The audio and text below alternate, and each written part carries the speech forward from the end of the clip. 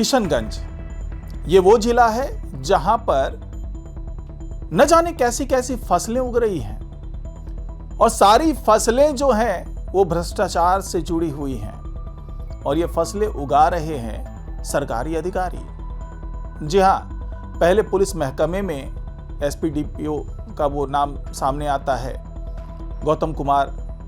जो कि बड़े भ्रष्टाचार के मामले में लिप्त बताए जाते हैं। फिर वहां के थानाध्यक्ष अभिषेक रंजन का नाम आता है, वो बड़े घोटाले में लिप्त बताए जाते हैं। उसी कड़ी में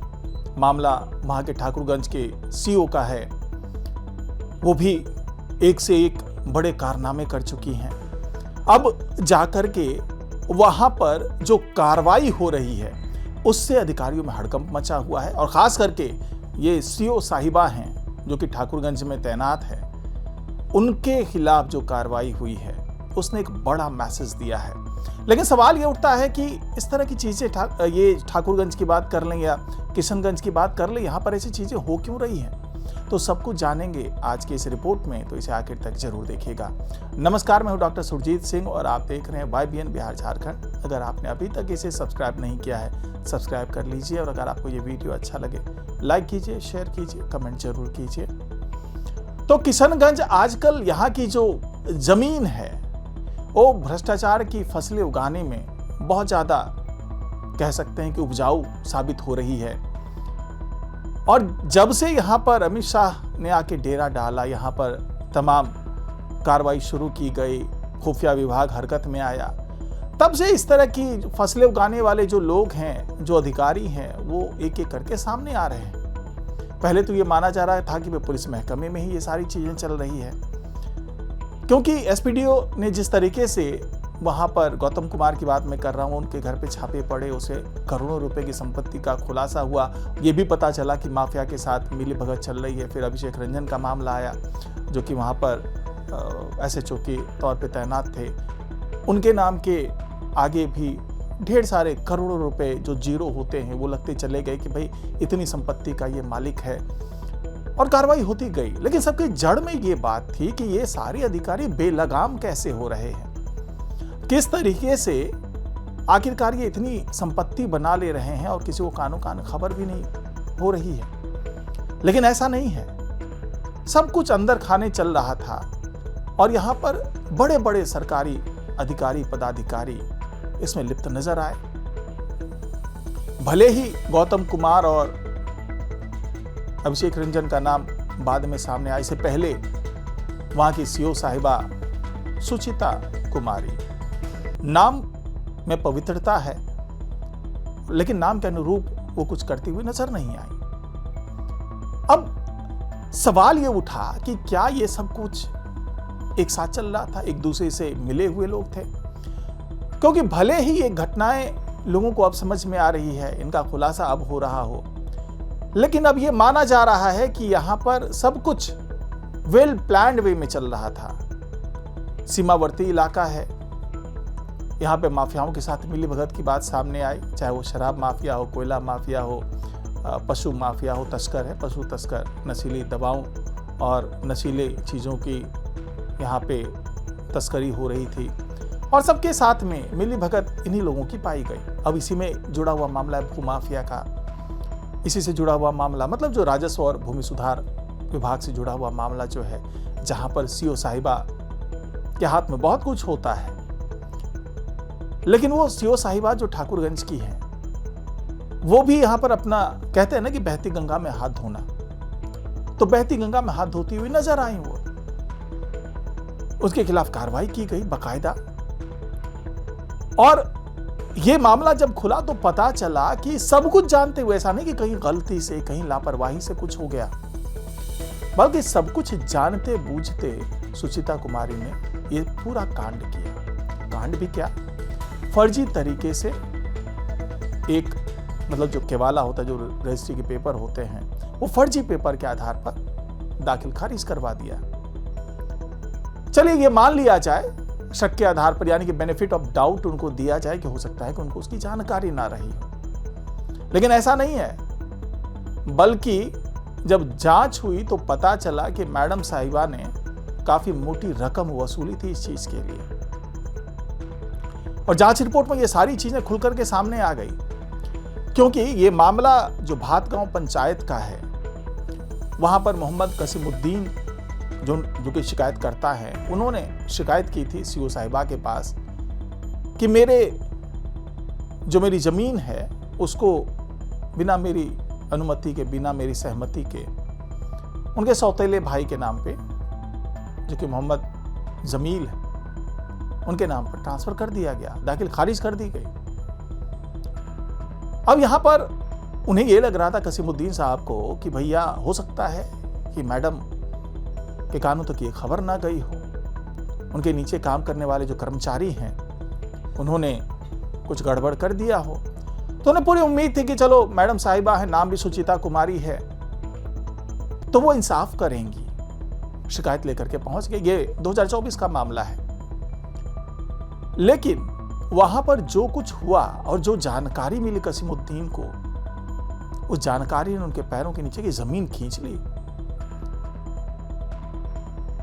मामला वो लेकर के गए थे अपनी जमीन से जुड़ा हुआ, लेकिन जो सच्चाई जानी उन्होंने, तो वो जमीन तो खैर गई, उनके पैरों के नीचे जो जमीन थी वो खिसक गई भाई साहब, क्योंकि उनको ये पता चला कि सबके पीछे तो मैडम जी ही है। जी हां, सुचिता कुमारी ही पूरे खेल की मास्टरमाइंड थी, और इस दाखिल खारिज के लिए बकायदा पैसे दिए गए, मोटी रकम वसूली मैडम जी ने, तब जाकर के सिग्नेचर किया, वो भी फर्जी दस्तावेज के आधार पर जमीन दाखिल खारिज। जब ये सब कुछ पता चला और मामले की जांच करने का आवेदन देने के बाद भी सीओ साहिबा ने जब ये बता दिया कि भाई जो कुछ हुआ बिल्कुल सही हुआ, इसमें कुछ भी गलत नहीं था, तब कसीमुद्दीन साहब जो हैं वो पहुंचते हैं किशनगंज के डीएम के पास। वहां पर जाकर के उन्होंने अपनी याचिका लगाई। अब डीएम साहब ने जब इस मामले की जांच शुरू की, हालांकि उनको ऐसा लग रहा था कि भाई सीओ साहिबा हैं तो उन्होंने सही ही किया होगा, अब ये आए हैं तो चलो एक औपचारिकता पूरी कर देते हैं। लेकिन जब जांच आगे बढ़ी, और ऐसा नहीं कि बहुत मेहनत करनी पड़ी, बल्कि जब पूरे मामले की समीक्षा की गई, जांच आगे बढ़ी, तो परत दर परत जो घोटाले की फाइल है वो खुलती चली गई, और निकल करके जो सामने आया वो हैरान करने वाला था। निकल करके यही सामने आया जो लगातार कसीमुद्दीन आरोप लगा रहे थे, वो सच साबित हुआ, और सुचिता कुमारी जो है वो इस पूरे मामले में संलिप्त नजर आई। अब सवाल उठा कि भाई ऐसा क्यों, क्या उनको कार्रवाई का डर नहीं था? तो अंदर खाने से फिर निकल करके चीजें सामने आने लगी, और ऐसा पता चला कि मैडम को लग रहा था कि भाई जब पुलिस के इतने बड़े बड़े अधिकारी भी इस तरह की चीजें कर रहे हैं, दूसरे जो विभाग के अधिकारी हैं वो भी इस तरह की चीजें कर रहे हैं, तो मैंने भी कर लिया तो वो कार्रवाई क्या हो जाएगी, पुलिस वाले थोड़ी कार्रवाई कर देंगे, वो तो खुद ही इस तरह की चीजें कर रहे हैं, माफिया के साथ उनकी भी मिलीभगत चल रही है। लेकिन डीएम साहब ने सीधे आनन फानन में जो है कार्रवाई की, और 29 अप्रैल 2025 में ये जांच जो है वो सौंपी गई, और रिपोर्ट में साफ साफ कहा गया कि ये मैडम पूरी तरीके से दोषी है। उसके बाद जून 2025 में कार्रवाई होती है, इनका निलंबन हो जाता है, और अब जा करके यानी कि 2026, जबकि अप्रैल का महीना चल रहा है, तो अब एक और बड़ी कार्रवाई की गई, यानी कि जब सारी चीजों की पुष्टि हो गई, तो निलंबन तो हो ही चुका था, अब उनके 2 साल के वेतन वृद्धि पर रोक लगा दी गई। इतना ही नहीं, पूरे मामले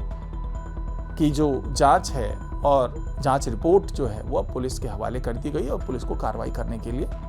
कह दिया गया। तो हो सकता है कि तमाम धाराओं के तहत, और जो डीएम साहब ने अनुशंसा की उसके तहत, इस मामले में आपराधिक मामले भी दर्ज हो जाए। तो फिलहाल तो विभागीय कार्रवाई हो गई है कि मैडम की 2 साल की वेतन वृद्धि को भी रोक दिया गया है, इनके प्रमोशन पर भी उसका फर्क पड़ेगा, निलंबन झेल रही है वो अलग। तो कुल मिलाकर के किशनगंज में ये जो जाल फैला हुआ है, अब इस जाल में और कौन कौन से अधिकारी हैं, कौन कौन से प्रशासनिक सरकारी अधिकारी हैं जो इस तरह की चीजों में लिप्त रहे हैं, और कुल मिलाकर के ये कितना बड़ा नेटवर्क है, अब इसकी भी जांच शुरू हो गई है, क्योंकि पहले पुलिस इसमें संलिप्त नजर आती है, अब जो दूसरे प्रशासनिक अधिकारी हैं, सीओ जैसे अधिकारी जो हैं वो इसमें शामिल पाए जाते हैं। अब इस जांच का दायरा आगे बढ़ा दिया गया है। और खास तौर से जब इसमें सीधे सीधे गृह मंत्री अमित शाह इंटरेस्ट ले रहे हैं तो इस मामले का बड़ा होना भी लाजमी था। अब यह माना जा रहा है कि किशनगंज चूंकि सीमावर्ती इलाका है और यहां पर कमाई के ढेर सारे साधन मौजूद हैं और खास करके जिस तरीके से यहाँ पर घुसपैठ हो रहा है, जिस तरीके से जमीन हड़पने की कोशिश की जा रही है, जिस तरीके से जाली नोट बनाए जा रहे हैं, जिस तरीके से नशे की तस्करी हो रही है और फर्जी आधार कार्ड बनाए जा रहे हैं, तमाम चीजें हो रही है। उसके आधार पर बड़े पैमाने पर जमीन की खरीद फरोख्त हो रही है, वो भी जाली दस्तावेजों के आधार पर। और ऐसे ही जाली दस्तावेज के आधार पर ये दाखिल खारिज भी करवाया गया। तो ये माना जा रहा है कि राजस्व और भूमि सुधार मंत्रालय में भी